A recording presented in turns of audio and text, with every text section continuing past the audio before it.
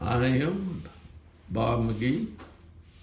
I am in my Father's house, and I am not sharing with you hidden information. What I am sharing with you has been put out for anyone to see. And evidently, some people have not understood these things. But I'm in my Father's house, and I am doing what God told me to do. That's preach the gospel of the kingdom and expect to see what is coming.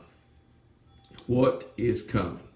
Do you understand what is coming? What is going to come to pass? Today is October the 1st, and I am here in my Father's house. And there will be a time after the tribulation. And don't ask me to explain tribulation, because I don't think anyone is adequately equipped to explain to you what the tribulation is. But through the much tribulation, just understand that there will be tribulation. God has declared it. I am looking at chapter 13 in the New American Standard Bible. And Jesus was going out of the temple. One of his disciples said to him, "Teacher, behold, what wonderful stones and what wonderful buildings." They were really wonderful. They had just left the building, Jesus and one of his disciples. And Jesus said to him, "Do you see these great buildings?" And yes, he could see them. There's no doubt. Not one stone will be left upon another which will not be torn down, were the words that Jesus said to that disciple. Now, I don't know what disciple that was, but he said it to him. Jesus was sitting on the Mount of Olives opposite the temple. Now, Peter and James and John and Andrew were questioning him privately. Now, Jesus had not said these things to these people in private. I'm reading chapter 13. And they had heard, either by Jesus had said to them, or the disciple that heard Jesus say this had discussed it with them. Tell us when these things be, and the sign when all these things are going to be fulfilled. Now, these people definitely were expecting to see this sign fulfilled. And you say, "Well, Bob, what sign was that?" What had Jesus just said? There will not one stone will be left upon another which will not be torn down.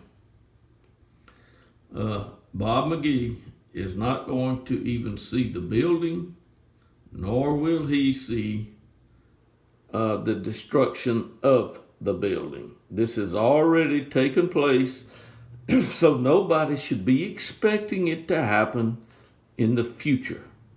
Why? Because it's already taken place. See to it, Jesus says, he speaks to them these things. See to it that no one misleads you. Now, Jesus is not speaking to 12 disciples here. He is speaking to the ones that I just mentioned. And I don't think that I'm wrong. Jesus says, many will come in my name saying, I am he, and will mislead many. That's what Jesus said. When you hear of wars and rumors of wars, do not be frightened. These words are not being spoken to me. These words are not being spoken to you. So don't act like they are. They are not. They are written so that we can know and understand some things. But these things must take place, but that is not yet the end. But we are past that now, because what? These things have taken place. Every building has been destroyed. Every building that Jesus and these disciples could see has been destroyed. You cannot find these buildings. They have been destroyed. They were destroyed years ago. And Jesus tells them, nation will rise up against nation and kingdom against kingdom. And there will be earthquakes in various places. There will be famines. These are merely the beginning of birth pangs. He told them, be on your guard. They will deliver you to the courts, and you will be flogged in the synagogues, and you will stand before governors and kings for my name's sake. For my sake, not namesake. That you will stand before governors and kings for my sake as a testimony to them. That's what Jesus told his disciples. So don't act like that Jesus is speaking these words to you, please, because he isn't. Do you understand or not? I don't know whether you do or not. And Jesus goes on. The gospel must first be preached to all the nations before the end comes. The gospel does not have to be preached to all the nations before these buildings are destroyed. And I hope you can understand what I'm saying. And I think you can.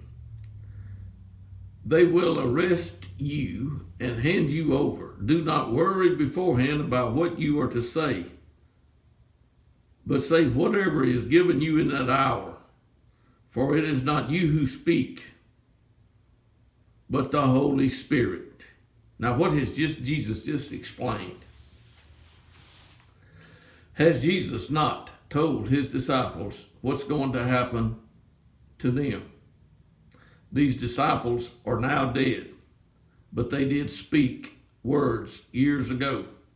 I do not have the account of the words that these men that Jesus spoke to on the mountain that day said.